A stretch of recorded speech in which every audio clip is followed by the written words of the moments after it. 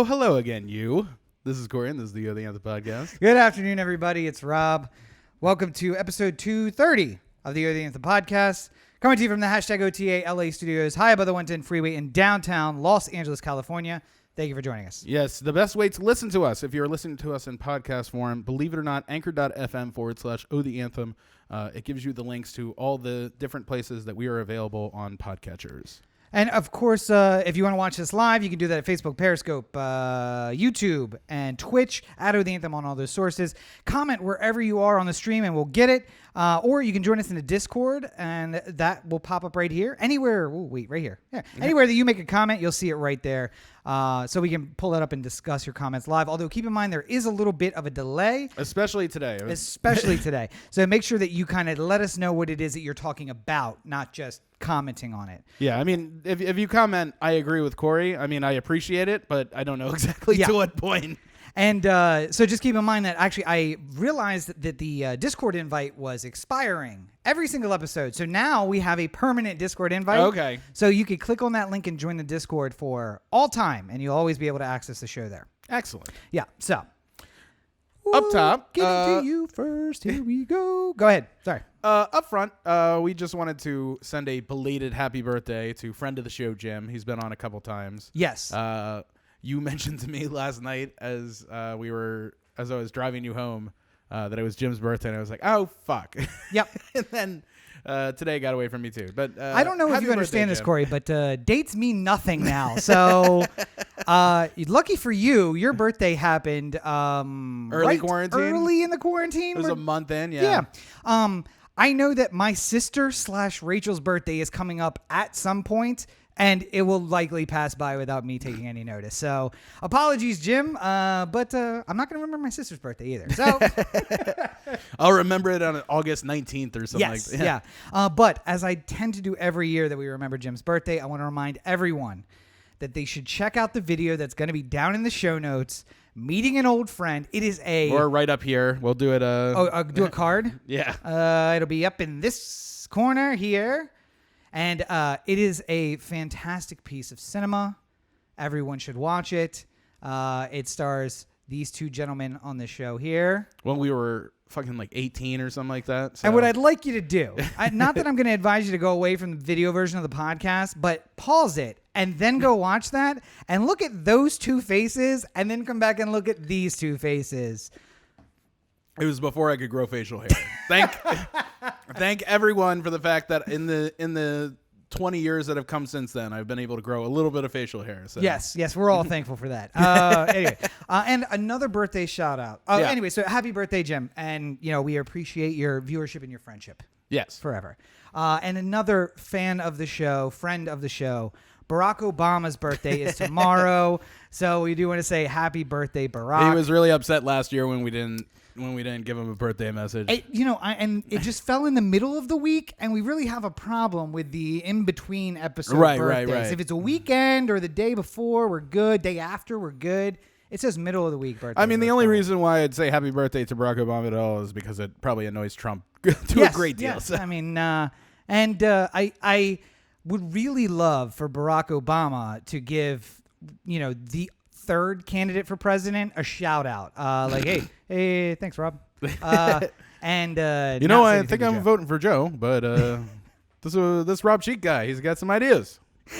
Listen, publicly, I'm voting for Joe. Whatever happens when I go inside and pull that curtain shut, that's for me. The sanctity of my voting envelope is mine and mine alone.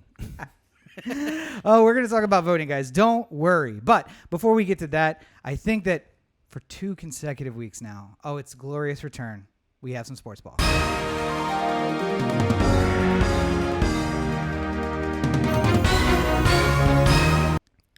In sports ball, do we have? Yes, indeed. So let's start with this. Joe Kelly of the Los Angeles Dodgers was suspended, or I think he's appealing right now. I haven't heard. Yeah, he did. He appealed immediately, and because the season's so short, he may not have to serve it. So we'll see. It may be next season. Eventually, the baseball appeals board will meet at some point, and they'll figure it out. Yeah. Figure it out. It's fine. But yes, he got suspended for throwing at Alex Bregman and then throwing at Carlos Correa right after that. And I this is one of those times where I feel like Well, wait. Why would we recognize those names, Corey? Because they're members of the cheating Astros who stole the World Series from the Dodgers. Okay. I assumed everyone was up onto the backstory here, but it's so clear to me, and much like I've said for the entirety of this podcast, that Gary Bettman has an active hatred of his fan base. I feel like Rob Manfred, in a similar regard, is doing the exact same thing. Like, it's clear that he is not a baseball fan. He's more of he's like a hired secretary or something like that that's handling Major League Baseball, but he doesn't care about the sport that he governs over at all. Yeah. I mean, when he called the World Series trophy a piece of metal, like, just, the thing that all 30 of these teams are doing everything they can to win, like billions of dollars being spent to hold this piece of metal. Right. And people crying when their team finally gets it. The Boston Red Sox fans after 86 years, and the Cubs fans after, 108 or whatever it was. Like, all these people who fucking die and never seeing their team win. It's just like, oh, this hunk of metal. Like, hey, little did they know, they could have gone down to their local metal shop and just had it made. Had a copy made. I am of the mind that Rob Manfred should not have suspended Joe Kelly for 8 games. I think they should have put it out as a fine. Say, we're going to fine you a substantial amount of money. And then Joe Kelly, because it just goes to charity, maybe Joe Kelly could just be like, hey, who wants to pay my fine? And then I'm sure all the Dodger fans would dole out a little bit to go toward the charitable organization that pays for Joe Kelly's fine. The fact that he was suspended at all, Manfred basically doesn't want people throwing at the Astros all season long, but I don't know how you can avoid that per se, because they cheated, and that's usually doesn't get forgotten about pretty quickly. So essentially, Corey is making two Rob Manfred. Yeah. For those of you who aren't I miss Fred Manfred too. Yeah. Fred Manfred was the longtime color man for the Orioles broadcast. Yeah. Yeah. So Color on the radio. Color on the radio, yeah. Joe Angel. He is Joe Angel. I missed them. So Corey is making to Rob Manfred the face that Joe Kelly here was making to was it Correa that he was making this face at? Yeah. Yeah. But like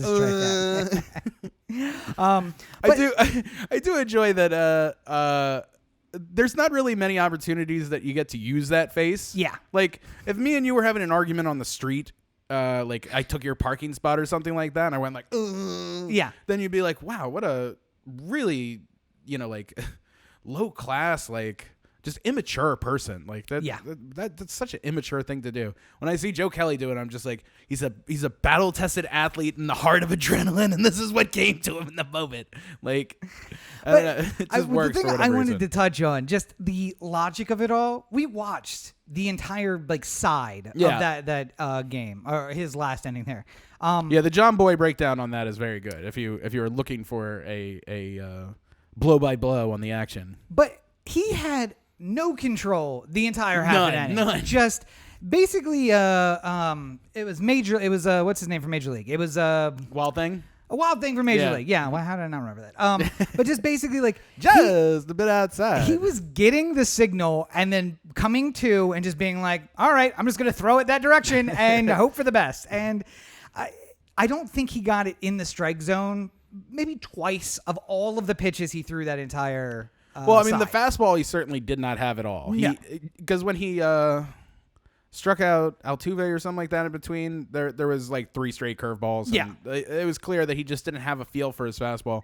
He didn't have a feel for his fastball because he didn't actually hit Bregman or Correa. Yeah. Like, he may have been throwing at him. If you're trying to hit them, usually you make some sort of contact, you know? And I mean, like, really, more than anything, I feel like if I'm a baseball player, if I'm putting myself in that position, I'm trying to hit them in a way that makes it look like I'm not trying to hit them. Yeah.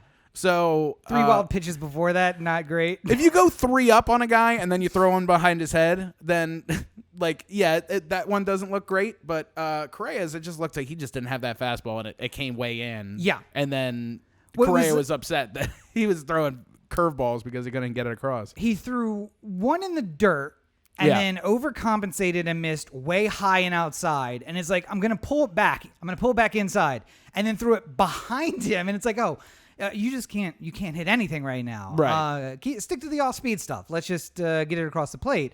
And also, I think the third strikeout of that inning, didn't he like swing at a pitch way out of the strike zone? Yeah, I mean, Correa struck out on one that was like probably 6 inches low of the strike zone. Yeah, but, you know, and a that's why curveball that just like dips down, that's easy to... He gave him the face. He was Yeah. just like, I got nothing. Why are you swinging at that? Like, were you not standing over there watching this? Like, honestly... I don't know where it's going to go. Not that I am a professional baseball player, but I think I would have gone in there I would have taken to 3-2 and just been like, all right, now I got to get serious. I See, don't know. here's where the conspiracy theory part of my brain starts working. Okay. There's a famous clip from this offseason of Joe Kelly working on his changeup. Oh, and yeah. he throws it through the window of his house, and like his wife like walks in. It's like Joe's working on his changeup, and you see the broken glass in the hole, and it's just like, how's that going, Joe? You know, it's not outside of the realm of possibility that Joe Kelly just doesn't have control anytime. So Could be. maybe Who knows? Maybe this is just part of his shtick. He goes back to the it's like dugout. I remember Daniel Cabrera used to hit people all the time, and it's not because I thought he was going out to try and hit people. I just think that he had no idea where the ball was gonna go. Like, Yeah, and again, he was trying to throw it 100 miles an hour, and sometimes when you do that, it just, you know, those veers are off. the players where you're like, if he wanted to hit you, he could not hit you. If he's trying, he can't. He can't hit And anything. You know why? Because he tried to hit 2 of them and didn't. Yeah, the catcher just calls the sign, and then as the pitcher comes set, raises up and just gets ready because he's like, I don't know where this is going. I'm just going to try to knock it down and keep it in front of me. There's no just sitting on your heels like waiting for the... Got to get a little bit crazy. Got to get in the butterfly stance for this one. You know? It's your goalie, the Capitals goalie. Oh, Braden Holtby. Braden Holtby. Yeah. He comes back from the inning with the eyes. He's just like, I don't know where it's going to come from. I don't know where it's going to go, man. I'm just watching everywhere. Yeah. Now that playoff hockey is back too, by the way. Did 2 teams get eliminated and now we're going to go off into the playoffs? No, we have all the regular 16 teams, I think. They're all going into yeah. playoffs this year. Oh, okay, cool. But I was I'm a pretty smart guy, and I was like reading how the playoffs work, and I have fucking no clue. Like, they're going to play 4 games in a round robin style to determine seeding, but then they're going to do a bracket that doesn't follow an order, and they're going to have reseeding. They're not going to do reseeding in the bracket, and they're going to throw out the rules about like division winners getting the first 3 spots or first 4. You know, like the whole thing is like kind of weird. And I'm like sitting here like, I'm just going to watch, and it's going to become evident to me at some point. Well, I know Corey was talking about putting a bet down on the NHL finals, and he was like, all right, got this set, and he just went and threw the money off the balcony, and he was like, it's going to do just as good. I don't really know. So if it comes back to me as more than it was meant to be. No, but there was a part of me that got a little bit squirrely about going to make an Orioles bet, though, after the sweep of the Rays. It's getting interesting. Getting swept by the Yankees to lose 18 straight against them was not great, but well, it looks like the Yankees are a professional baseball team. Who knew? it looks like it's the Yankees and everyone else, pretty much. Yeah. But $500 million. Especially with Aaron Judge hitting home runs like he has been, and somebody please check on Matt Vescurge. I'm worried about his heart. That was it's so funny listening to these announcers because they're trying to figure out the right level, you know, because it's no fans in the stands. So there's sort of like an aspect where some people are calling it like a golf game. Yeah. And then there's Vescurge and like peeking out the mic going like, you know, like, holy shit, fucking Aaron Judge. But this one went an astonishing 430 feet. there's a level of that is, you can tell when guys are fans of the game. Like, that was his 5th game in a row, right? So he's like, as a fan, you're stoked. And then it's like, oh, wait, I'm on the radio. Okay, or on TV. Okay, let me bring that back down here. We're going to come back down to a more reasonable level. And, all right. I always find it funny. Like, there was a Bill Clinton went into the booth during Cal's 21-31 game, and he was there when Cal hit the home run during that game. And all right. it really is funny watching Bill Clinton's reaction because he like doesn't have any like everyone else is like ramping up around him. It's just like it's long, it's deep, it's a home run, and Bill's like, wow, that one really traveled. So it was like he didn't have anything to say. He was like, wow. Was he still president at that time? What year was that? Yeah. 95. So the president was in the booth. Yeah. I'd like to see Trump try that. I wouldn't. At a Dodger game. Let's see if Joe Kelly can ping him in from the mound. Paul, he's just going in there. He's just like, you know, I like Paul O'Neill. We should bring Paul O'Neill back. It's just, Paul O'Neill's like 55 years old. And he can still do it. I'm pretty sure. I saw him in the chorus. He's looking great. Said the same thing about me. Too old. Can't do it. Can't Look do at it. me. Look Great at job. me. Greatest president in the history of the world. Paul O'Neill, greatest Yankee who ever played. It's just like, I'm pretty sure that's not the fact. No. He's okay. I think he's probably 30th or 40th in Yankee outfielders alone, but I'm sure, I guess. Well, listen, then it fits with Trump calling him the best ever because, you know, Well, 30th or 40th, best president. The problem is the next day, my Facebook feed is filled with people going like, why isn't Paul O'Neill in the Hall of Fame? Fuck this, people. Yeah, see, you made the mistake of talking near. He had 197 career home runs. That should be good enough. Please send Corey all sorts of messages about why Paul O'Neill should be the greatest threatening as to why Paul O'Neill should be in the Hall of Fame. All right, so that's all we got this week. So that's it for Sports Ball.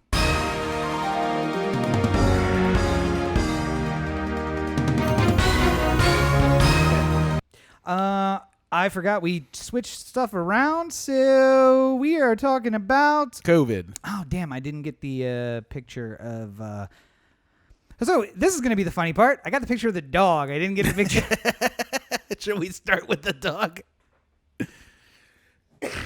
Oh, 2020 is the worst year absolutely ever. I cannot speak enough about that. But yeah, let's start with the dog. So in COVID news, this is Buddy. Buddy is I think they said 13-year-old German Shepherd. Mm-hmm. And the reason that Buddy is important is because he is the first canine to be positively identified during his life as having COVID-19. He lived in Staten Island with his owner. And while that is some stark news, I hate that we live in 2020 because it's really just clickbait. Because the reality is, Buddy was dying from cancer. Right. And spent basically all of his time in bed. And his owner, who has been home from work also this time, also spent basically all of their time in bed.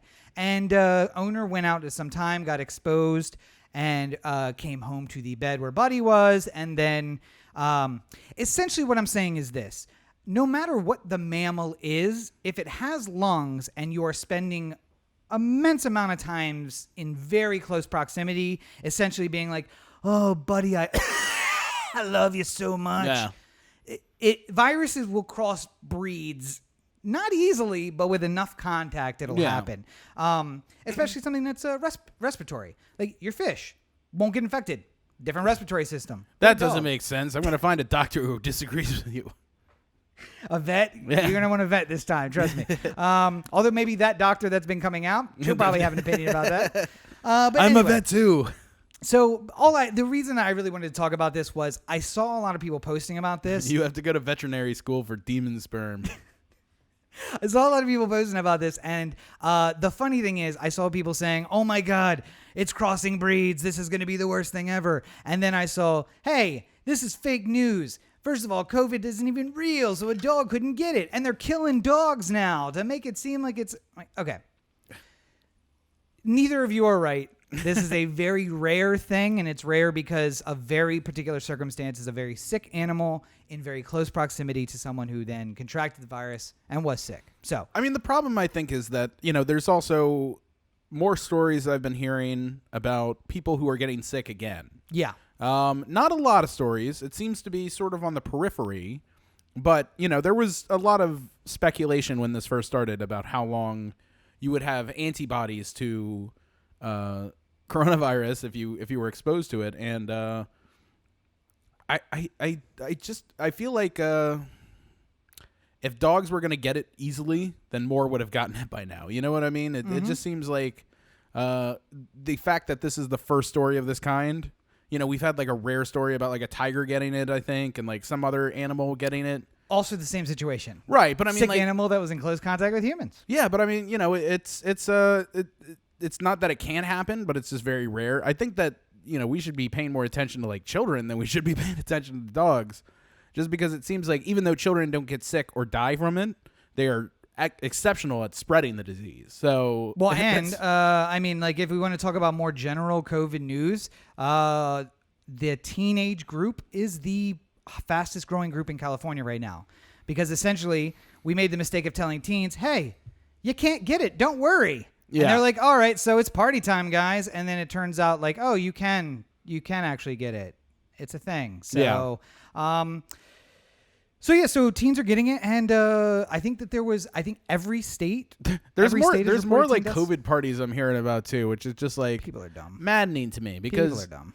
we don't even know what the long-term effects of this are. Like if it's the flu and you get it and then you're sick for a while and then you get over it, hypothetically, obviously there's a lot of people who are dying, but I'm saying like if you're a healthy 21-year-old, the chances are low. So if you're thinking about, like, oh, I'll get it and then I'll be done with it, like the chicken pox, you don't know that in 10 years you might develop some sort of lung cancer because you had it before. Like, there seems to be different like strains essentially of the virus. And, if you get a particularly potent one, even if you are a young, healthy person, the chance of a respirator, even if you will survive it at the end of it, is much higher. So, there's too much that's unknown about it, and I feel like there's people who are like, no, we know everything we need to know about this now. Like, no, it's not. We really don't. Yeah. And I was going to say, so I got shingles in college, and shingles is the chickenpox virus. But you usually don't get shingles unless you are super unhealthy. That was me. Or you're old, basically. Yeah. And so the doctor told me, like, okay, so here's the thing. Not a lot of 20-year-olds get shingles, but I can tell you what old people expect, and that is, from now on, you're really going to have to watch this, because if your immune system takes a hit, you can get an outbreak. And if you get an outbreak of shingles on your head, it can cause major brain issues. Yeah. So we need to watch the eyes, watch the nose, watch the ears. Anywhere that it could get access to the brain cavity, it's going to be a problem. This is what COVID is. We have no idea. In fact, they know more about shingles than they know about COVID. Yeah. And there are long-term things that we have absolutely no idea about. Oh, I got exposed to it. I exposed myself on purpose. Now I don't have to worry about it. I got the antibodies. I'm fine.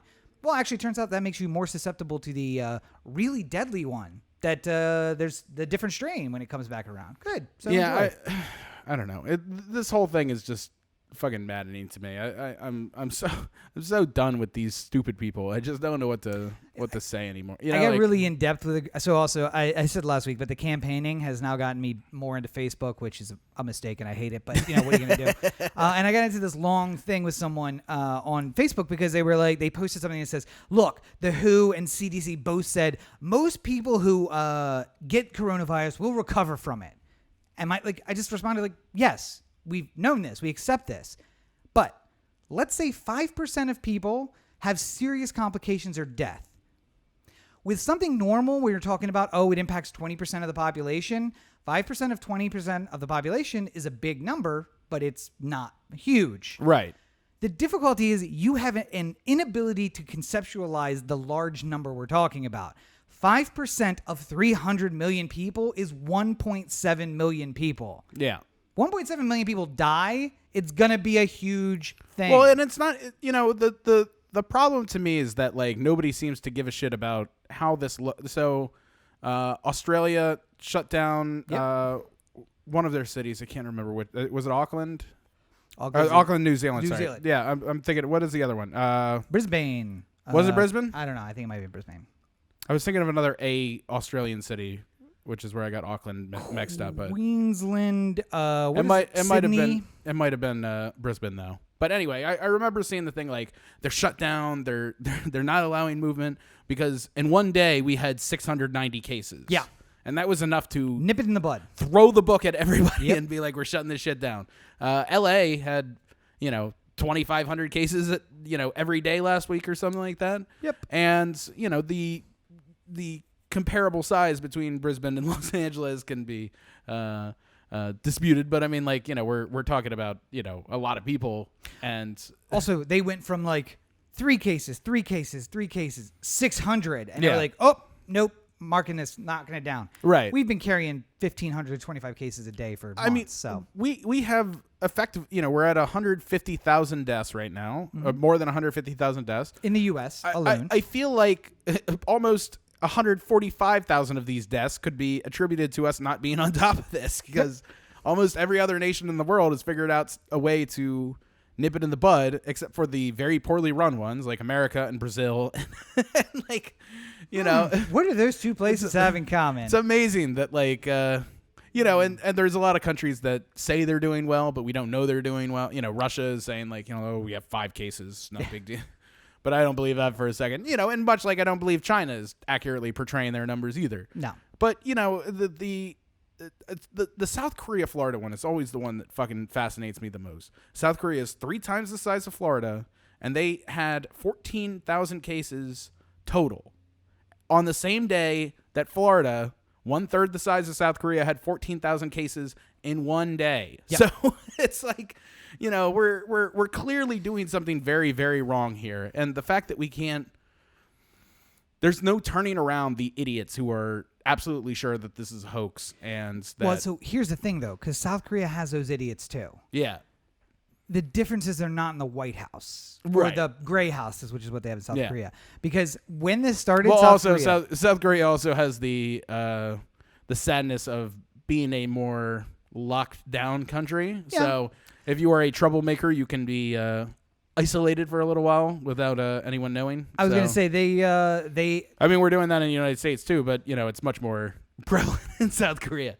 They basically said, okay, once we realize it's a public health threat, we're going to turn it over to the health minister, and he has the power to shut everything down. Yeah. And we said, hey, this is Fauci. He's going to tell you what to do. No, don't tell him that. All right, we're going to talk to the CDC. No, don't tell him that. All right, don't wear a mask. It's fine. Inject bleach. Yeah, inject bleach. It'll be fine. Well, yeah, and as Corey said, we hit 150,000 deaths. Do you want to talk about the one very important death, though, that happened this week? Yeah, I mean, and much to, I don't relish any part of this, but Herman Cain certainly seemed to have a very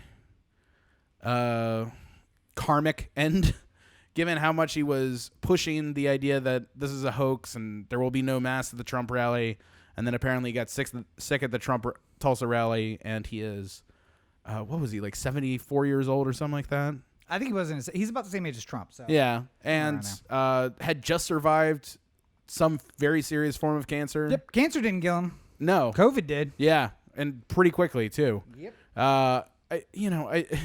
There seems to be story. Chuck Woolery had a tweet that Trump retweeted where he was just like, it's a hoax, and Fauci and the WHO and everyone's just trying to get implants or microchips implanted in us, and then his son gets it the next day, and he's like, this is really serious. I'm sorry, I didn't mean to make light of it. And deleted the tweet, by the way. Yeah, it seems like a lot of people just get it finally hits somebody that they know, and then it's a real thing. I do not understand. I will never understand Americans' inability to put themselves in another person's shoes unless it's someone they personally know. Like, right. This is absolutely a hoax. And then you see, like, my sister got it.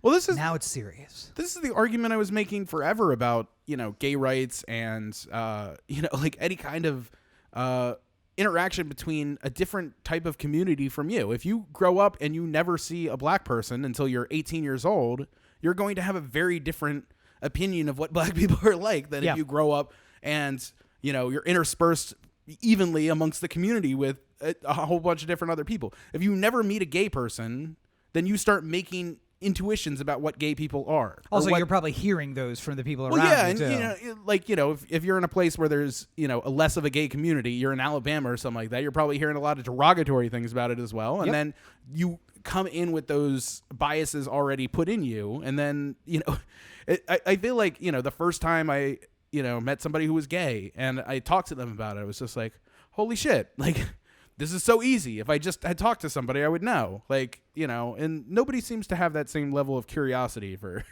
the coronavirus. Yeah, like anything really.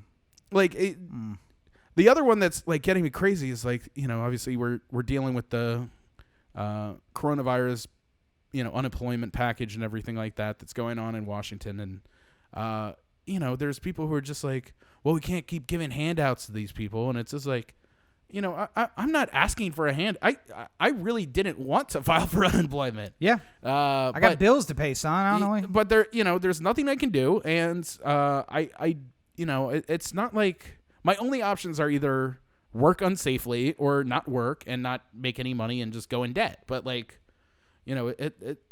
the people who are just like, I'm not hungry, so I can't understand why other people are hungry. Like, it's just like, makes no sense. Yes. In other news, as John Oliver said, in other news, I ate earlier, so we've ended world hunger. Yay. It's disturbing. But in, I guess, more disturbing news in so much as it impacts us specifically, there was an earthquake in LA last week. Yeah. What the hell? And I actually felt this one, which was interesting. A change of pace. Yeah. Now, I think about a year ago, we had a big one as well. And I felt that one. I was actually at a party, I want to say Memorial Day party, 4th of July party at work. But it sounds right. 4th of July maybe. But we had a pool, or we had like a kiddie pool that we had beers in with ice. But by this hour, most of it had melted. And like my feet felt weird, and I looked down, and the water was sloshing in the pool. And I'm like, oh, hey, earthquake. That's cool. This one, the ones at 4 o'clock in the morning, much less cool. Because I woke up like, what's going on? And I live in an older building. I know. Maybe you had a different experience because of the age of your building. Yeah. But I would say that I woke up and then I had that thing where I was just like, was that an earthquake? And then Rachel's awake and she's just like, was that an earthquake? And I'm just like, okay, so it's probably an earthquake. Yeah. But it wasn't like, I mean, I'm not trying to tempt fate here, but not the big one. If it was something much larger than that, I'm sure we wouldn't be questioning whether or not it was an earthquake. No, and somewhere in the 4s, if it's happening far enough away. This one was happening. I got a nice map it was here. like north of North Hollywood, right? 4.2, and it happened in the San Fernando Valley, actually just past the hills. Was the epicenter. So. Actually, I was a lot closer as well. So it happened like half a mile away from me, 3 or 4 miles away from me. Well, I mean, the one that I think we had a year ago that we talked about was way further out in the desert somewhere. Yes. But it was a larger quake, but the aftershocks were like equivalent to like a 4 for us. But yeah, I mean, it's very interesting. There's a lot of earthquakes that are going on right now. I don't know if you've taken a peek over at the LA earthquake bot. Oh, I have it to pop up alerts for every text. It's disturbing. There's the one spot where this earthquake emanated from. I was just like, I went through the feed to like look for it to find out exactly how big it was because we were talking about it. And I'm like scrolling and I've been like, there's been fucking 36 2.0 or lower earthquakes coming from this area all day.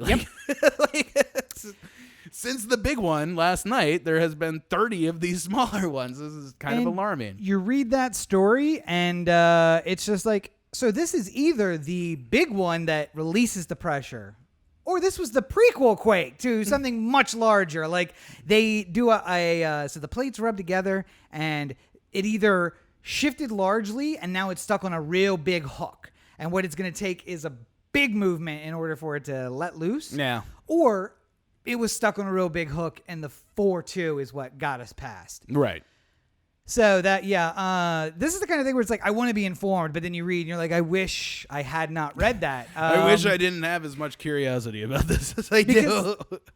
You woke up and were like, hey, was that an earthquake? When in my building, again, I live in a little bit older building, it was much more of like, oh, earthquake.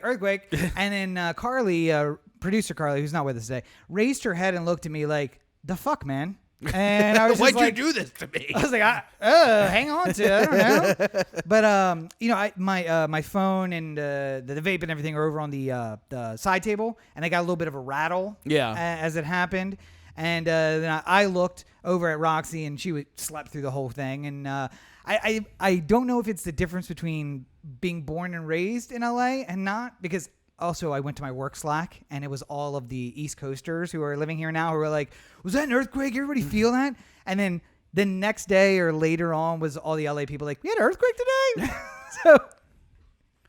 And I feel like a 4.2 is not something that LA natives get all worked up Well, about, I mean, 4.2 I feel like was what the Maryland quake was. And that was something that people were like summarily making fun of through, the 1 yard share that fell down. We will rebuild from the earthquake of 2014. Although I was in D.C. when that one happened because the one day I decided to return my law books to like whatever company. It's the day that an earthquake happens in D.C. And then I got there and they're like, yeah, we have to close. We can't take your books back. I'm like, I drove in an earthquake to get here, man. Like, what do you want? Is there some sort of drop I can do? Is there some place put the books Can I just in? hurl these through their window or something? Turns out they're not huge fans of that. I don't know if you know that. I did it anyway. But in other political earthquake news, Joe Biden's still without a vice presidential candidate. Yes, but apparently there's word from the campaign that next week we will have that. So this is our last week to wildly speculate on what Joe Biden is going to do. And so I think it was probably earlier this year when we heard there's like a 15 name list. And then also we heard this week, okay, we have a short list of 11, of which 5 are like really the prime choice of the list. And if you're watching the video version, you can see a little display here where Joe is looking particularly creepy. And he's surrounded by Tammy Duckworth, Kamala Harris. Can't remember the name of the girl, the woman on the top. Elizabeth Warren. Bass? What's that? Is it Karen Bass? No.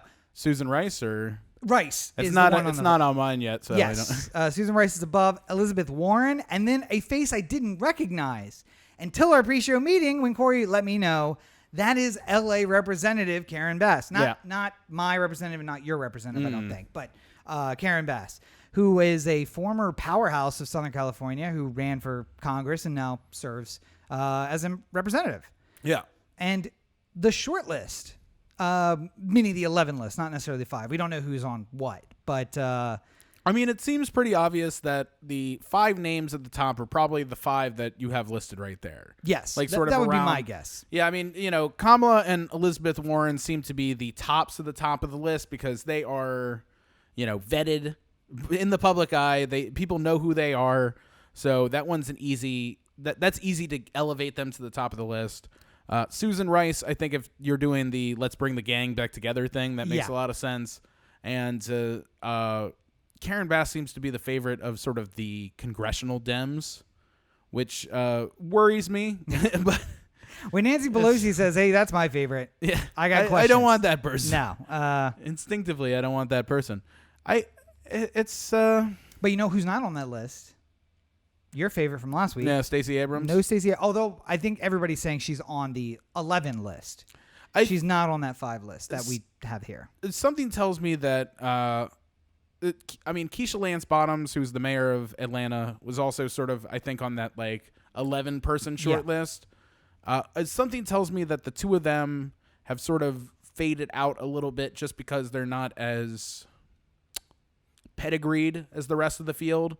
We got a mayor in Keisha Lance Bottoms. That's not really the same thing as being a. Hey, Mayor Pete ran for president. Well, yeah, but I mean, people didn't really look at Mayor Pete as this leader who was ready to be president either.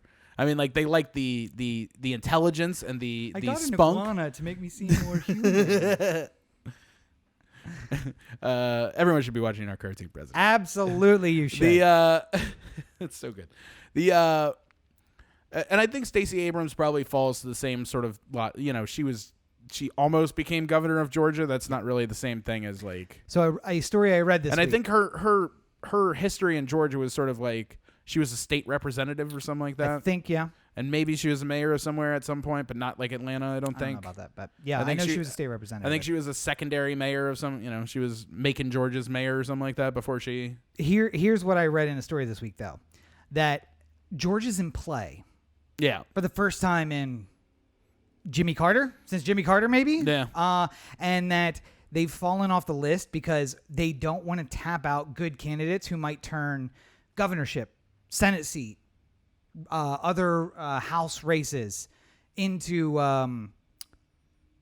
they don't want to take away good candidates when there are other good candidates to have in the VP. Right. And John Lewis's seat is now going to be vacant. I don't think that he was still up for election. I'm assuming. Yeah, I mean, he would have been. I think how it works, if I remember correctly, is that they're going to the party nominates somebody else to fill his spot on the ballot. No, I think we're too close. I think that his name's on it, and if you vote for John Lewis, you are allowing the party to nominate a person. No, I'm pretty sure it goes the other, because Kemp was saying that they didn't want to hold a special election because they're already having an election. Oh, okay. So effectively, you could vote for John Lewis because his name will physically be on the ballot, but it's actually a vote for someone else. It's a vote for whoever the Democratic Party sort of says is going to be taking over John Lewis's spot. So there are two really good names there Yeah. for John Lewis. And I don't know if either of them lives in his district. The mayor Lance of Atlanta. Bottoms would. Yeah, probably. But I don't know if she wants to give up the mayorship to And there you go. run Yeah. for Congress. It's a. I think the good news here for Joe is that everyone who is sort of being discussed is a qualified, reasonable pick. I think you have a dearth of riches here to an extent. Yeah. I'm not as excited about some of them as I am others, but even though I'm not personally excited about Kamala Harris, I still feel like if something happened to Joe, she is capable of being president, which is the most important thing that I have to be worried about. And politically, I might not align with her, but just in general, can she be president? Because it's something I don't feel the same way with Trump and Pence. Like if Trump chokes on a ham sandwich or something like that, and Pence becomes president, I'm not like, oh, good, thank God we have somebody who really knows what the fuck's going on behind Trump. And maybe now Pence does a better job than he did. My concern is I feel like Pence would do a better job than Trump just because he's not like a lunatic. Yeah. But I don't think he would do a better job than any president who had been elected as a Republican in the last 50 years, like my concern is always it's never what happens towards the end of a term, because then the VP has some experience in the executive department and he has good staff around him. It's that we're electing 70-year-old men and he could have a heart attack on February 1st. And now you have Stacey Abrams, who I think is a great candidate and represents what we want as part of this ticket. But is she ready to go on day one? If he has a heart attack on February 1st and she's got to step up and take the presidency, does she? And the people are also new in their positions. Like, hey, Secretary of State, who is getting confirmed in 15 minutes, I need a briefing on everything, basically. So tell me everything that's happened for the last 50 years. Yeah. So Kamala, as much as I may not like her, personally, is the person who could step up and take it on day one. Yeah. Elizabeth Warren, I feel, could do the same thing. And in ways, I think there's arguments that could be made for the other favorites I don't feel as confident about Tammy Duckworth as I do the other two senators, but I think that her story is very good, and she has been. I think there's something to be said about the idea of having somebody who is a veteran, like on the front of the ticket there, because it really kneecaps Trump at a place where he sort of has blind followership right now. Like people just think he's doing a good job with the military because he says he's doing a good job, but nobody knows what the intricacies of running a military are. But hey, this person knows. She knows a lot about the military because, she served in the military. And also, I just like the idea of a vice president who's not going to waste $40,000 going to a game and walking out.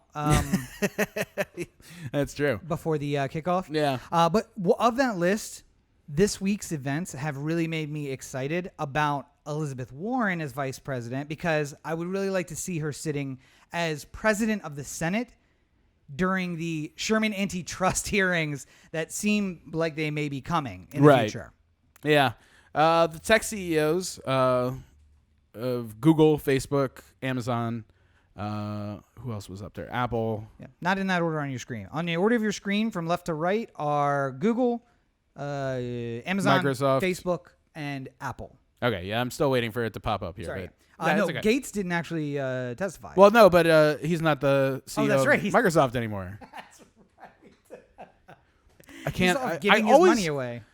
Again, the curse that is my life. I never know how to pronounce people's. I can hear somebody say the name to me, and until I've said it out loud myself, I know it's not going to come out right. Yeah. So I don't even want to fake act like I know how to pronounce the CEO of Microsoft, but it's like Sundar Pichai or something like that. Oh wait. So, actually, I think that is who the guy is on the far left. Yeah. Who's the guy who founded or is the CEO of Google? So it's not. It's not. I mean, Larry Page and they're the founders. They're right? the founders. But the head of Google, he's got a beard and the black hair. You threw me off. Sundar Pichai is the CEO is that Google? of Google. Okay, and that is the gentleman on your left-hand side. Yeah. Okay. Microsoft CEO, guy is bald. CEO of Microsoft is Satya Nadella. That's it. Yeah. Yes. Sorry. Or probably Nadella. Yeah. But, they got called in front of Congress to have a discussion about whether or not What was the thing we used to do 2 years ago? Socially acceptable racism. We confused the two Indian gentlemen. Apologies. Yes. Trying our best. We're not in the billionaire class, Corey. I don't know if you know. I don't know if you know this, Corey. We're not in the billionaire class. These aren't guys we hang out with very often. I mean, my rice pile, very small. It's 1/5 of a grain of rice. Actually, I owe somebody a grain of rice. I think is where I'm at right now. Actually, Fannie Mae's got my hypothetical rice. I owe Sally Mae. It's Sally Mae. I owe her 3 grains of rice before I even start grabbing grains of rice at this point. So, well, maybe Jeff Bezos will lose a couple of grains of his rice, and you can pick them up and take care of your problems. Literally, if he forgets to scoop up his entire pile, I could change my life forever.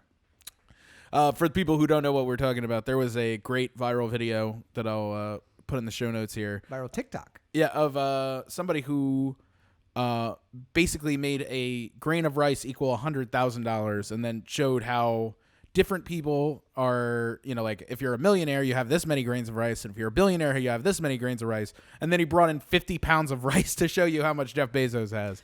And then took the time to be like, this is the house that he bought in L.A. Right. Here I'm just going to separate out a small little portion of his big, huge pile. If he gave everyone $20 an hour who worked for Amazon, this is what it would cost him. Yeah. It's not much rice, by the way. And, I mean, this is really the problem. So I think most capitalists sort of have the opinion that when a industry starts to burgeon on its own, it's best to sort of leave it unrestrained and let it see where it goes on its own. Obviously, if there's something very noticeably wrong with what's going on, then you should put a stop to that. But we're getting to the point now where we basically know how the internet works and how people are going to use it. Are you saying like if investment banks get too big, we should probably put the brakes on that? I mean, we should, but I don't think that's part of the plan. Okay, no. Yeah. Go ahead. The big tech companies are without a doubt at the point where they need to start being regulated a bit. And I think Bezos didn't do himself any favors on the stand, on the virtual stand, talking about how Amazon does its business. So hey, also, I don't know if you know this, Corey, but Facebook is just a scrappy startup, and they're doing the best they can right now. I mean, they're giving 30% of every dollar they make in subscriptions to Apple. So I don't know. It's just, it's weird for me. And again, 2020 is a weird year, but it's weird for me for like Tim Cook aside, because Tim Cook, again, I focus on Bezos and Zuckerberg here because they are the founders and the CEOs of their product. Right. And for Google, the founder's gone, not gone, but they're spending their money and doing their thing. And they've done smartly. They've said, let's bring in a guy who knows a business and put him in charge of the business. Right. And for Apple, obviously Steve Jobs has passed on now, so they have somebody else. Microsoft, again, Bill Gates is spending his money or giving it away, really, giving away all his money. Oh, and he's also trying to chip every human being on the planet. Because why wouldn't you? Yeah, of course. If you had the money, why wouldn't you? But I focus on those two just because whatever they're arguing benefits them personally. And not that the other CEOs don't benefit, but Zuckerberg takes a check as CEO, but he also has stock that is worth. His billions are in stock. Bezos' billions are in stock. Right. I mean, it's trust me, Bezos still has plenty of money in which to operate with. But yes, hypothetically, if tomorrow Amazon went to zero, if they had an Ellen Show moment and it all came crashing down, then I think that Bezos, would walk away with, a couple $100 million still in what he has on his person. Well, I was going to say, if South Park style, we pulled the plug on the internet, and Amazon couldn't function anymore, he's still going to be all right. Don't worry about it. Yeah, he's still got enough money to support multiple generations of grandchildren. Or a small country. Yeah, buy his own. Yeah. Bezos bought Peru. It's the biggest problem here is that me and Rob can have a conversation about how we need to regulate the internet because we have even while I wouldn't acknowledge being an expert in any way whatsoever, we still have a generally good idea of what's going on here. The problem is that half of the time that these CEOs are spending in front of Congress is them going like, why does Google hate conservative voices and stuff like that? And it's just like, well, it's not how it works. Yeah. Like, it all depends on what you want because it's an algorithm based on what you want. So like if you go on somebody else's YouTube, you're going to see a whole bunch of other suggested videos that you wouldn't have because they have different interests from you. Mr. Baker, the people of my district are very happy. I'm trying to understand why there are so many unhappy single women in my district. Can you explain that to me? They all seem to want to, can I say this on the House floor? They want to fuck. I don't know. I feel like I'm pretty tied into my community, and I don't know why so many. Mr. Jordan, it's an algorithm. It gives you what you're searching for. Yeah, so. if you go to a lot of porn sites, you're gonna get that. How dare you? How dare you? I'm angry. I'm gonna angrily jerk off now. No, it just reminds me. I don't think it was Congress. I think it was like a state house where the guy was sharing his screen for the presentation, and the tab was up there. It was porn. Yeah. Anyway, so we should start talking about regulating. There was also another one I think recently that was like the Naked Gun moment where like he had his computer like hooked up to the PA system, and then all of a sudden it was like and it's like oh no. But the point of this is, yes, I am, despite all of my thoughts and my arguments otherwise, I am always of the mindset that a new technology should not be taxed or regulated into non-existence. Yeah. You got to give it some time. And the benefit of our society is the guys who are regulating it are also asking questions to the CEOs of these companies like, are the tubes clogged? Is that why my internet's so slow? And that's what gives them time to grow, because by the time people get to Congress who understand it, by the time you get an AOC there, they've gotten their growth and they're secure. But we've reached a place where we need to start talking about not only regulation, but Microsoft has already had this being broken up and maybe not allowing one company to control so much. Well, I mean, the thing is that at this point, it's hard to compete because if so Snapchat got popular, and then as soon as it started to interfere with Instagram's business, first you could say Facebook was popular, and then Instagram got popular, and then Facebook wasn't so happy about Instagram getting popular, and then said, either let us buy you or else we're going to destroy you. Yes. And then they sold to Facebook, so now Facebook has Facebook and Instagram, and then all of a sudden Snapchat started getting big, and they're just like, buy you or we'll bury you, and then they were just like, fuck you, and then basically Instagram all of a sudden the next day had all of the best features of Snapchat available on its platform. Might be hard for you guys to remember, but there was a time before Instagram stories. Yeah. And the stories came out because they wanted that as a part of Facebook and Instagram, and Snapchat said, no, we're going to stay independent. And so they then debuted a product that was exactly in competition with it. And I don't use Snapchat anymore. Yeah, and that's how it goes, because if everyone's attention moves from one to the other, then that's what you're doing. And how do you innovate if someone's just going to steal all your best ideas? Yeah. And the problem is that there's no copywriting ideas. Yep. And part of the sad thing about this whole thing is that there are a handful of companies that have certain patents, and some of them who have spent very well to obtain some patents. And that impacts how other businesses are able to run. Apple has a couple patents on like the way that communication can happen between devices, and that for a long time was the basis for AirDrop. Yep. And for Google to have an AirDrop competitor on its phone, it had to come up with a different process in which to create that mechanism. Yeah. So there were a lot of other Bluetooth to Bluetooth type situations they were trying to figure out, but they could never really duplicate the same exact thing because there was a patent at the end. You couldn't make it as easy because AirDrop is super easy, and then they patent the thing that makes it super easy. Yeah, but you can only patent the actual device. Yeah. Like you can't patent so what we're going to do is just have these little tiny videos that disappear after 24 hours, and it's just going to be on your page on your page. Yeah, and they're just like, yeah, you can't patent that. You just put it out in the world, and then all of a sudden Facebook steals it, and then... Or, as I've been trying to do for the last 20 years, you come up with a good idea, you build a beta, and then just have Facebook buy it. And then you have millions of dollars that you never intended on developing into a product, but they want it, so they give it to them. But I think the more disturbing of the testimony was, again, Bezos, who was saying things like, yes, we design products based on what's popular on the platform. And yes, Amazon basic products are always featured first rather than other products. And if you and I came up with a really great idea, the best way for us to sell it is the Amazon marketplace. Yeah. People are already there. They can already pay easily. We can do shipping. We don't have to worry about shipping or billing or anything. It's just our product we're providing to them. But now we know that the likelihood is Amazon then sees that, figures out what it is we've done, and creates a very cheap, maybe probably the same cost to them, but they will undercut us until we can't compete and then raise the price of their product once we're not there in the market. The other part you have to remember is that Amazon, for the first 10 years of the company or something like that, operated at a loss. Yep. And this is the same thing that's happening with Netflix now, and it's happening in a bunch of other companies that are doing really well. Some companies seem to be able to get away with this, and some companies don't. Like MoviePass was burning through money, and then eventually they decided, no, it's not worth it anymore. But Amazon was burning through money like crazy when it first started. MoviePass is a great idea because that inspired AMC and Regal.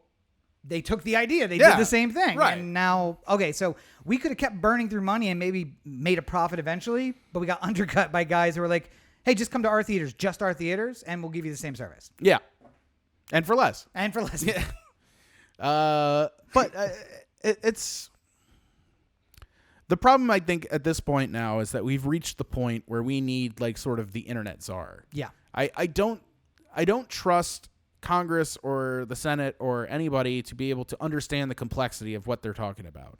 And with the empathy conversation that we had earlier and stuff like that, there's no way that if you cut the amount of money that Jeff Bezos had in half, he's living a comfortable life no matter what.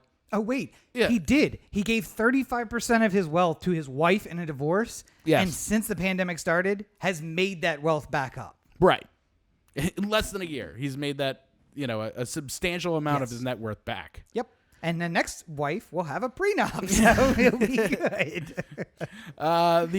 The problem, though, is that, Jim Jordan doesn't know how tech companies work. Like, he has staffers who do research and give him things. And honest to God, most of the people who are up there, I say Jim Jordan because he's going to clearly use moments like, Fox will pull out moments where he yells at, Mark Zuckerberg and put it on air. And then he'll be able to have something in a commercial where he's just like, why are you suppressing Republican voices? And it's just like, Jim Jordan stands for you. I'm fighting for you. I'm fighting for you in Washington, blah, blah, blah. Yeah. It's all showmanship and stuff like that. Nobody really has any intricacy in how it works. But, you split Bezos' money in half, right? And then you say you have to dedicate this money towards taking care of your employees. Yep. Like, literally everyone is living a better life at this point. Bezos does not need hundreds of billions of dollars. No person needs that. I mean, and the problem is that we've had arguments before where you said there's no reason for billionaires. Yes. And to an extent, I understood where you were coming from with this. But at the same time, there are people I feel like who have raised to the level of billionaires, not necessarily because of they were taking advantage of a lot of people on the way up, but like, if you were Alex Rodriguez, right?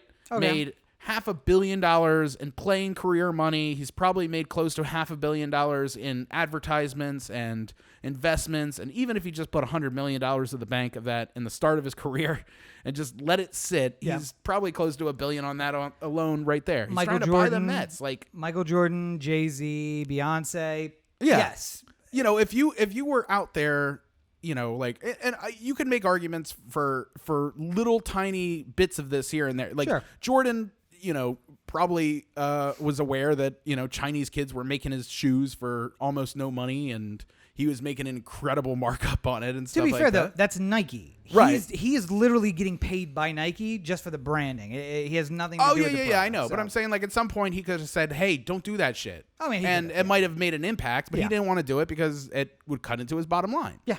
And you can get on his case about that, but people who work at Amazon fulfillment centers who like are scared to take bathroom breaks and are worried about what they say on the phone, like, are.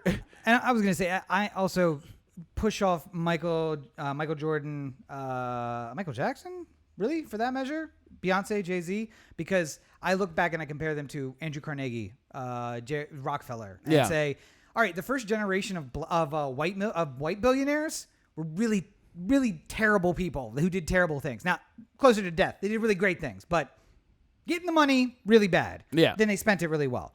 So now we're our first generation of black billionaires, and if it means that some shoes. I mean, Oprah's a billionaire, and I mean, like, I don't see anything that she did as like improper. Like, I mean, maybe she had some Ellen show stuff going on. I don't know. We will. By the way, we will get into Ellen at some point. Not today, because I feel like I feel like we talk about Ellen, and then next week we talk about it again because the next shoe will drop. Yeah, we're waiting on the next shoe to drop. But you did bring up something interesting. You talked about a new internet czar, and I think you're right. We do need that person. Luckily, there's a new politician who might be available very shortly. Yeah.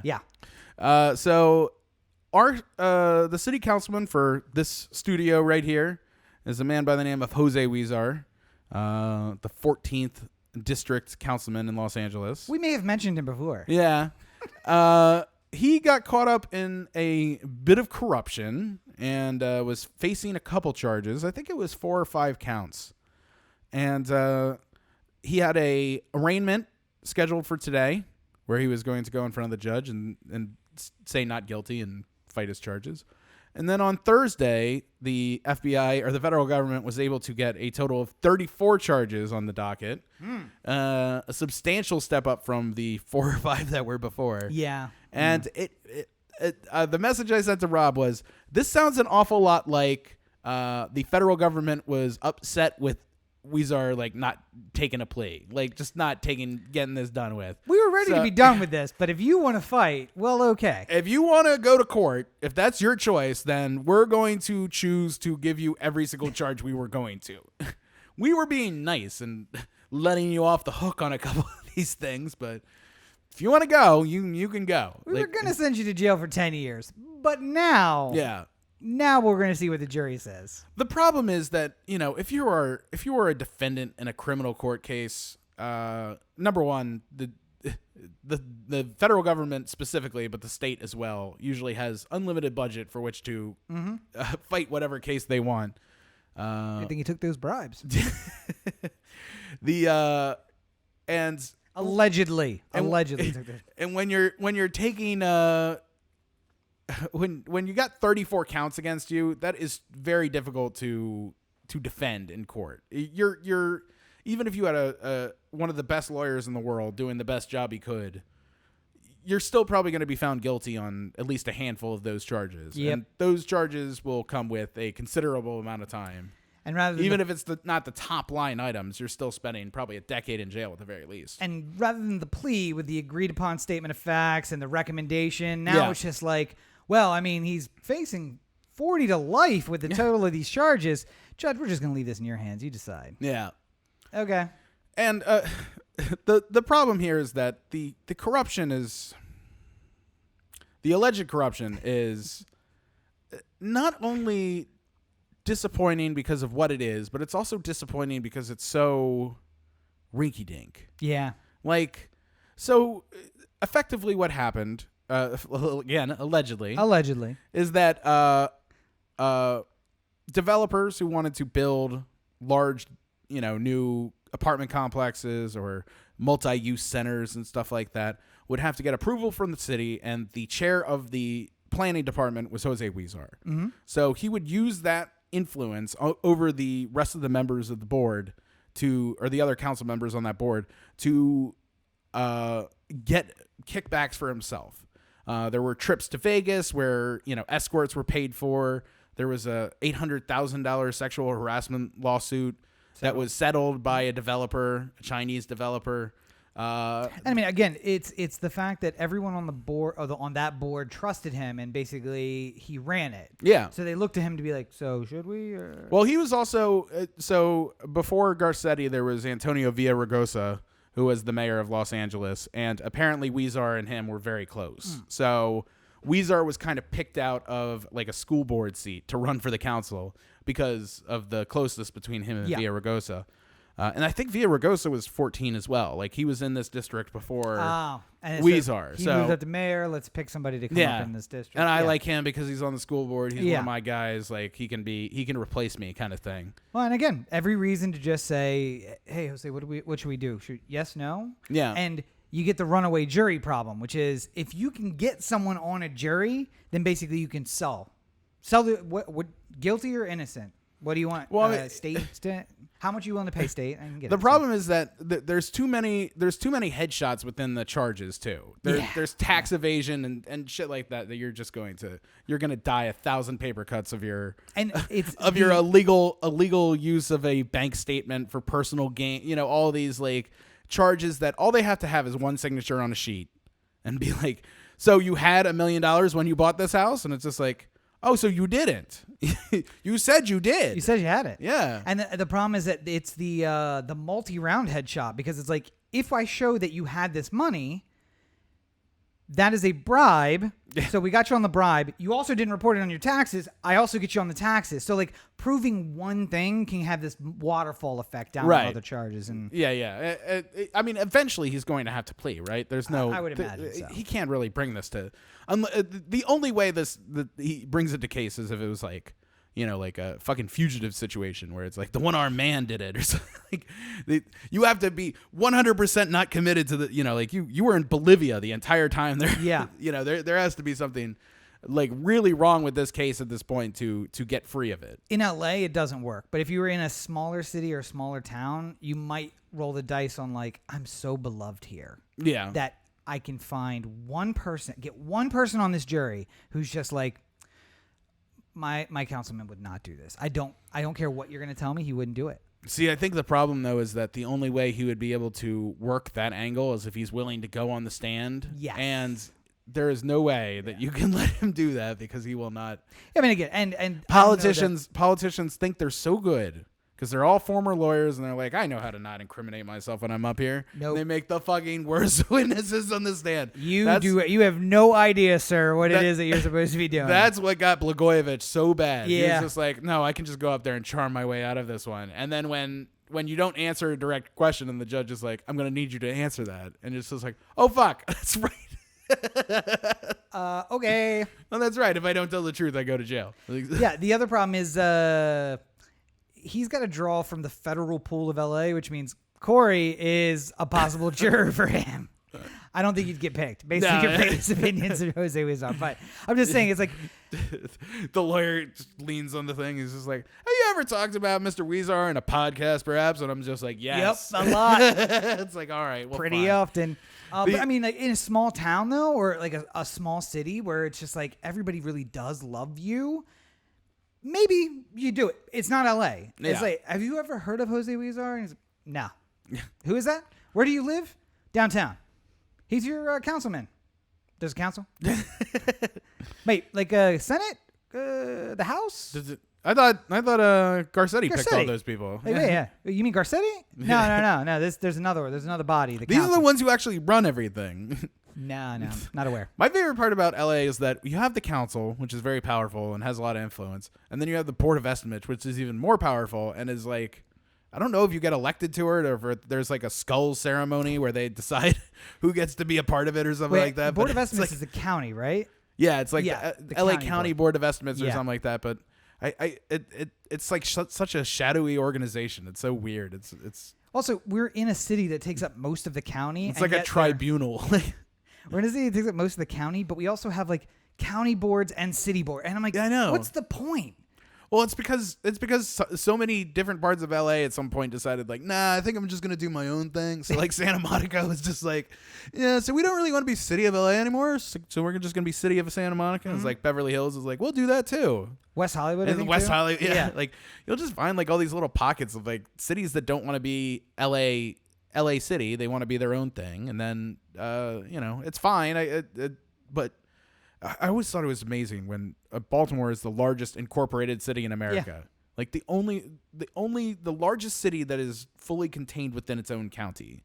But give it time, because if the white people in the L have their way, they're gonna separate out. Yeah, It'll New become Baltimore. Baltimore City County, and then there'll be well, they'll call it the L word, and that'll be the new city that's inside of it. So Larchmont, we'll an upscale Baltimore community. although I mean we're working on it, right? Like Johns Hopkins has their own cops, and eventually they'll all just be private police forces. By the way, at some point when there's not a lot of news, we're going to talk about what Baltimore's been doing with all the housing projects that they've been tearing down. Guess what?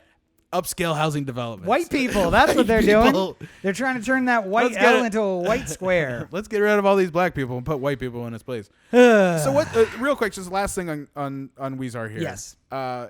It's very upsetting to me because I think when we first got here, we went to Back on Broadway, which was a big event that he threw every year, which is you get into all the old theaters that are on Broadway here.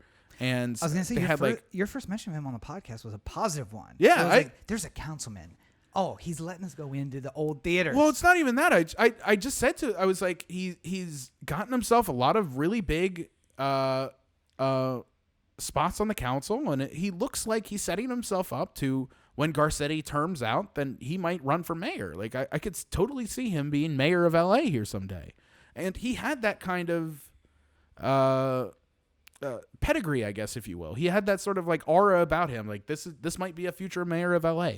And to think that, again, allegedly, that what he has gotten from all the dirty tricks and bribery that was going on is $1.5 million, maybe $2.5 million if we're counting the paying of the money he didn't sexual keep. harassment. Yeah. Like I haven't been able to get a straight up and down as whether that's part of the 1.5 or if that's separate. Yeah. But $2.5 million, like McConnell makes that every single year, and he doesn't do obviously crooked things to make that money. Like, I mean, well, I know, but I'm saying like he does. He does, but I'm saying like he's not taking a direct. There's nothing showing McConnell taking like direct bribes from people. Yes. He's able to cover it up enough where it's just like, oh, it'd be really nice if my book sold a lot next week.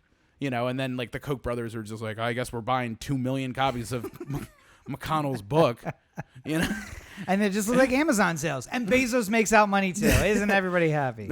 But it's shocking to me that like the example I made is like Rob comes home and he's just like, yeah, I lost my job today, but I got this ream of paper on the way out the door. And I'm just like, you could have made so much more money if you didn't lose your job. Like the ream of paper is worth nothing.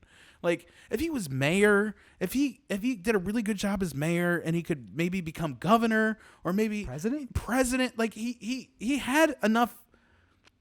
He had that sort of like golden boy thing going on about him where you felt like he was young too, right? He's in his 40s. He was young. He had an engaged wife and 4 kids, 4 really beautiful kids, and he lived in Boyle Heights, and he sort of had this like rise up with LA sort of thing that was going on in his own life, and he just seemed like everything was going right for him. And then all of a sudden, like it's just like the number of times where you hear about somebody like Bill Clinton and Monica Lewinsky. Like I remember when that first came out, I was just like, why would you do it? Like what? How much do you possibly need to have like indiscriminate sex with somebody? Yeah. That like this is going to be really bad if people find out, and it's more likely to be found out than if you were, Bill the plumber. Like that's what Bill makes the plumber. It fun, man. Bill the plumber gets like gets random blowjobs and nobody knows about it. Like it can stay under wraps. If you're the president, it doesn't work that way. Like it gets out eventually. Been watching a lot of Chandra Levy documentaries. Yeah. Same deal. Gary Hart could have been president. Yeah. It's not Gary Hart. Is it Gary Hart? Yeah. Yeah. Could have been president. Threw it away for and I mean the intern went missing. He probably didn't have anything to do with that, but ruined everything. Yeah. To have sex with a 22-year-old. Yeah. Like, all right, I'm going to ruin everything and go home in disgrace and get divorced. So I mean, like it's just like I threw away my whole political career and the rest of my life for the $1.5 million, and to us, somebody said like, hey, I have a scheme where you can make $100 million and a half dollars. I'd be like, yeah, sure, why not? But like for him, he could make so much. Yeah. He could have termed out on the council this year. He could have gone to become a lawyer at a company. He didn't even have to be a lawyer. He could just be hired to be a face at a company that represents developers who are looking to get things past the council. Yep. And he would make $750,000 a year or more every single year he was on this council, where they would call him up a couple times a week and be like, hey, how do we get past this thing in the LA City Council about, an environmental impact report or something? He's like, oh, okay, so here's how you get around that. $750,000 a year. He could have been making that money easy for the rest of his life if he wanted to. Yep. And he threw it all away for just like cheap rips right now. Like it's astonishing. I mean, or like you said, he could have challenged Garcetti in 18 months or whatever, or 2 years. He could have sold a book and made more than $1.5 million. Like, if you're the governor or the mayor of LA and you write a book about how you turned everything around, even if it's not fucking true. Yeah. I was going to say, Hogan's going to make more than $1.5 million on that book he's selling. Like, and the only reason he wrote it is because he needs to elevate himself to become president. Like, he's got that George W. Bush thing, like the Texas Miracle that actually didn't happen but got him elected president. It's like, hey, I still live in Boyle Heights and I brought my city up with me and now I'm ready to do the same thing for America. And then if you do a little digging, not so much. City pretty much the same, but it's a good story. And I grew up in Connecticut. But let's lightning round these last couple of things. Yeah. But let me see. What do I get my screen back over here? Up first. Story that's not going to be a story, so it doesn't matter, but I want to talk about it anyway. It turns out the Trump campaign, allegedly, may have laundered money to funnel campaign funds into the president's pocket, directly or indirectly, to his companies, to his kids, to people in other people in the family. Yeah. So essentially, if you donated to the Trump for President Committee in 2016, some of that money went toward Ivanka's handbag. Well, I mean, that was okay because she was working for the campaign and that she has a stipend for the thing. Yeah. I see what you mean. Yeah, so she actually opened her handbag and some cash went in it. Right. Yes, that's actually happened too. The stipend handbag had cash inside of it. Yes. And on the scale of the legal thing had illegal things inside of it. The legal thing. The legal thing that shouldn't be illegal had illegal things inside of it. So in the end, what does this matter? Probably not at all. We're not going to bring impeachment proceedings in August of the election year, but it could bring things two ways. Either one, Trump gets reelected, and they will be talking about this in 2021. It'll be the thing that, like, all right, let's take a second go at him. And the American people can understand. You donated money to his campaign. He personally benefited from that in this very direct way. Yeah. It's a lot less complicated than the emoluments clause and everything else we tried to get him on. Or he gets voted out of office, and then Joe gets to decide whether or not he's going to do what Barack did and just say, hey, we're going to forget about the war crimes and move on. Yeah. Or is he going to say, we need to change things. I'm going to set an example. We have this very strong money laundering case to go with. So. And the problem being that if Joe comes into office and then says, I'm not going to stand in the way of the Southern District prosecuting the shit out of Trump, then Republicans will say that Joe Biden is doing exactly what everyone was worried Trump would do and prosecute his political opponents. And, he didn't do it to Hillary. He beat Hillary and she went away and it was no big deal. But, although, now he did absolutely do that. Yeah. Well, Congress did that. Well, many times. They brought her in front of, panels for Benghazi and stuff like that. 16 Benghazi hearings, yes. But there was no trying to charge her for something after the race was over at the very least, Okay, fair enough. And he was in front of crowds that were chanting "lock her up." So I mean, it's not like it wasn't within the realm of discussion at the time. Are we sure they weren't talking about Ivanka because she was taking the campaign money? Because of the handbag, with the money inside of it. Maybe we misunderstood that all along, and maybe it was just trolls at all the Trump rallies that are just chanting "lock her up," and we thought it was about Hillary. Is it possible that they saw her actually stuffing cash into a bag backstage? Hey, lock her up! Yeah, and it just got run away, and he was like, "Yeah, lock her up," and we misunderstood this all along. 20% of the crowd, which was dumb idiot Hicks, were just like, "Yeah, Hillary Clinton, lock her up." Did I offend people? Did I step over? Did I step over a line? I kind of would have just released this as a QAnon and just see if we can get it. You think we can get that rolling?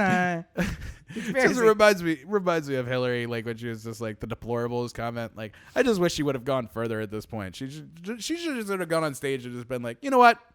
50% of the country is fucking stupid as shit, and I don't know what to do about it. You're just dumb. And if you're saying to yourself, I don't know the dumb people. You're the dumb people. Yeah, I was gonna say if you can't immediately figure out the dumb people in your life, you're the dumb people in your life.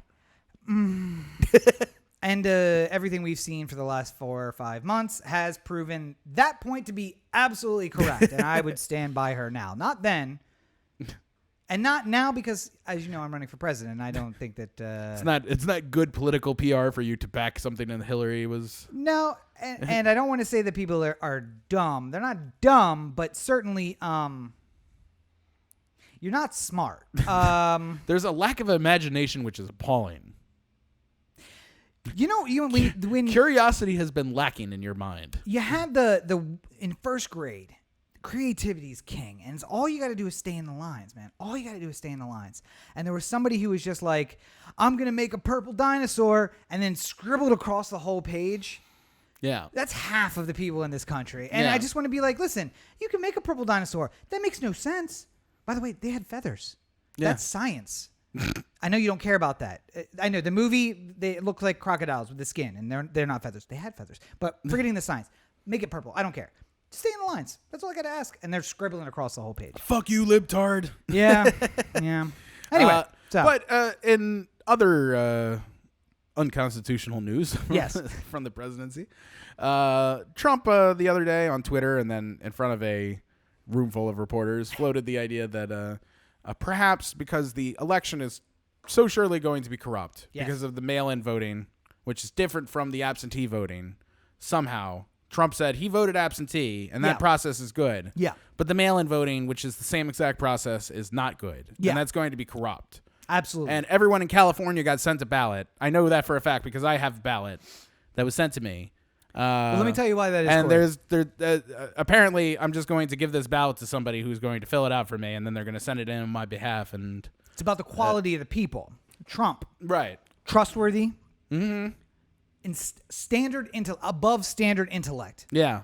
Tyrannosaurus, Apple, I whatever mean, the thing was. yeah, like man, woman, camera, TV. Got it. Yeah, Also white. So we know the absentee ballots are totally trustworthy. Right. What we can't have is these mail-in ballots, which are absolutely different in so much as they are marked mail-in and not absentee. yeah. You don't have to specifically ask for it. Yes. Are going, I don't know if you're aware of this, to everyone, including people of color. Regardless of whether or not they're white? Regardless of color. And, Holy shit. We got to get on top of this. They haven't been given the same aptitude test that the president was given. Yeah. And because of that, it's They don't know if it's man, woman, camera, TV. They absolutely nothing. Yeah. It's completely untrustworthy. Yeah. Yeah. Well, it almost makes me feel like the president doesn't want everyone to vote. I mean, like, I don't know how to come to any other conclusion other than that. Like, to me, if I was just like, vote for me, I would want to win the plurality of the most votes and have the most people involved. Well, in this election, But really it should be a seems like majority. specifically, he just wants to have the people at Waffle Houses voting, not like everyone else. Well, Like, you know what? I'm not going to have you deride the good people who go to Waffle House. he I'm just gonna wants say, boat owners to vote. the people at Waffle House after 1 a.m. That's who he wants to the vote. boardroom of a Trump company. Yes. I mean, I think he would prefer if just he got to vote, and that was it. He could, Only me. I'm the only one who did it, and I voted for me. Wait a minute, 100%. I voted for Joe. Shit. There's a hanging Chad. You see this Chad here? He's hanging. and keep in mind, by the way, so I put up the tweet there. The acting DHS secretary, Chad Wolf, just pops around. He's like, were you talking for me? It's like, get the fuck away from me, Chad. Your whole Portland thing was fucked up. He would absolutely not say that, all right? It was fantastic, and he's going to send in the You National didn't Guard. kill enough protesters before they found out. You're dead to me. By the way, today, he's going to send the National Guard in. Yeah. We send in the contractors. If they can't get control of it now that we've pulled the contractors out, we're going to send in the National Guard. My favorite part was it was getting peaceful, and then all of a sudden, federal troops came in, or federal officers came in, Yeah. and then it got violent, and then the federal officers left, and then it got Got peaceful, and now it's starting to get violent again when they're talking about bringing people in. It's like, I wonder why this keeps happening to me. I wonder why when I poke this dog, he bites me. Like, So why is this happening? There was back in 2003, I want to feel like there was a major city that the National Guard, for the most part, invaded. Baghdad. That's right. Oh, yeah. It was Baghdad. Yeah. We went and invaded Baghdad. And it's weird that we would be using the same language about like, well, if they don't get their leadership in line, I'm gonna have to send in the troops. Did you see the great statue that was erected in Portland, by the way? Absolutely. I saw it and I was like, I should get the picture, and then I forgot to get the picture. It's a Trump. It's in honor of Trump. There is a statue with black letter or gold lettering that Trump would just love. It's a rented van, and it's showing some protester being pulled into the van while Trump is taking a selfie with a selfie stick on the outside. Yes, chef absolutely. Kiss. Yeah. Thank you to whoever did that. But to keep in mind, by the way, the other side of this story is that Trump is saying the election is not safe. We are not safe to do absentee balloting, and we are going to have to do absentee balloting because it's not safe to go vote. Yeah. So it's not safe to go vote. Absentee balloting is not safe. We should just push this election. It'll be safe to send your kids to school, though, so don't worry about that. Oh, well, yeah, there's that. So, what I think a lot of people forget about how the Constitution and the presidency works is Congress has the decision as to whether or not an election gets postponed. Yes. And Pelosi has said no. So I think that's basically where we're laying. It's going to happen on November 3rd. I mean, I'd be fine with it happening sooner, but November 3rd apparently is where we decided to stay. If, for whatever reason, a month goes by and we don't have all the results, and then Trump decides to sue, and it has to work through courts to get to the Supreme Court. Maybe we don't have a decision right away by the time of January 20th. Trump doesn't get to remain president while the court process works out. At noon on the 20th, he's no longer president anymore. His term has ended. If there is a problem, if there is an open discussion as to whether or not Joe Biden would become president, yes, then Nancy Pelosi takes over until that is settled. She becomes the president, like, for the time being. I can't imagine that. If I told my dad he had a choice between Joe Biden or Nancy Pelosi, I think he would just be like, fucking fine, Joe Biden. All right? This is what you're trying to do to me? You're trying to kill me inside? Because let me tell you what happens if President Pelosi gets into office. There's going to be a lot of executive orders on that 12-hour period while we're figuring out what's happening. There will be some new Supreme Court justices by the end of business. But you're also taking into account there, Corey, that he would allow any of that to happen. Well, I mean, are we talking about the gamesmanship of what actually happens here? Because I'm pretty sure he doesn't have his commander-in-chief powers anymore as soon as the noon on the 20th rolls around. That automatically becomes Pelosi. So, if he's in his desk, like, clutching onto the couch going, like, I won't go. Yeah. Then, once it's 12:01, Pelosi can just say, like, hey, can we get a couple army guys in there to just drag him out of this fucking place? Would they do that, though? I mean, if she's the president, there's not much you can really, do you want to be court-martialed because you decided to take a stand on a completely legal command? All I'm saying is that we discussed the many laws that make it illegal to use National Guard and other troops as police, and yet we continue to use National Guard and other troops as police. Oh yeah. So I'm not saying it would be a great day for America. I'm just saying that, at the end of the day, there's worry that Trump will try and figure out some sort of way to steal the election, steal his re-election. And I'm saying that if it comes down to some hope that he is going to win this in the court of law, if it takes too long, which you're already at the disadvantage of, that's going to take a little while to count all these votes. Don't election night is not the night. November 3rd, do not expect to find out who the president is. No. It's probably going to take a week or two. I just can't imagine that, Trump really wants the I want to be dragged out of this fucking house thing going on. I don't think Pelosi wants to do it either, but I think that at a certain point, he can't just stay in there forever. So not that he is a student. There's going to be an Amon Bundy situation going on here. Yeah. Not that he's a student of history, but I will concede that Stephen Miller probably is, and maybe a convenient fire in the Capitol might eliminate the ability for Congress to meet, and then therefore emergency powers go to the president. And before they march to the White House, Melania Trump has this big elegant dinner that she serves to all the troops before they burn the White House down. And and then they blame the fire on some communists, and then we invade Canada. We invade Canada because some guys dress up in Canadian Army uniforms and then go across the border and then start lobbing stones over the border, and then we go in. Some of those Antifa wearing hockey uniforms, so they must be Canadian. So it's time to invade. There's no way Americans would do that. Yeah. And everybody laughs at that's how Hitler got emergency powers in Germany. Yeah. Burned down the Reichstag, which was the capital for Germany, and then he was like, "Oh, you guys don't have a place to meet. Okay, I'm going to take the emergency powers for just a few weeks until we can figure this out." And then it was 1945. In the meantime, how far away is Warsaw?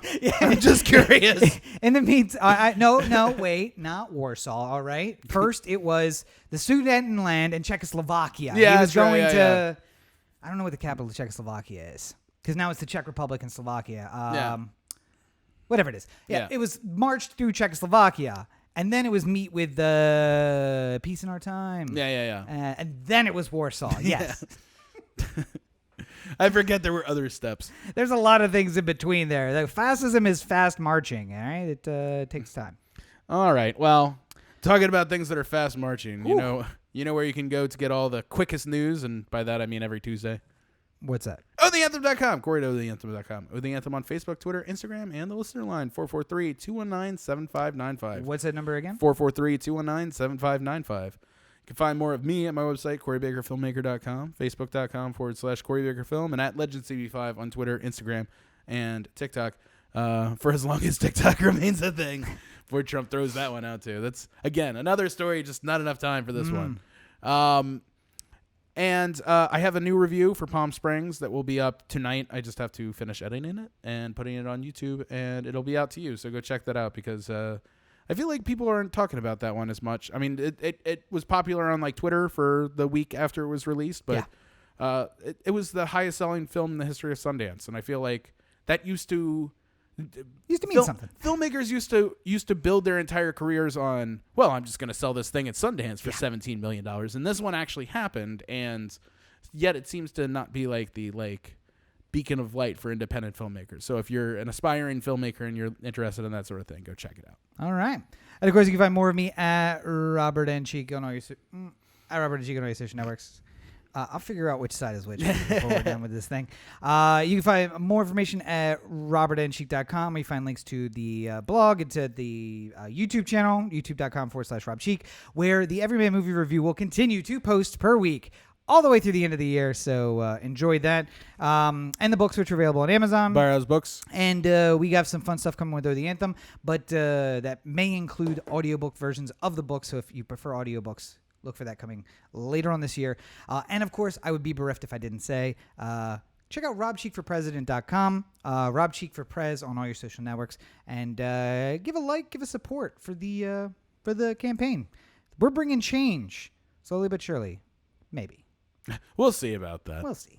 All right. Well, I think we've done good here today. We've done something. I don't know if it's good. But as always, you're listening to the O The Anthem podcast, part of the O The Anthem digital network. For Corey, this is Rob. Have a great week, everybody. Toodaloo.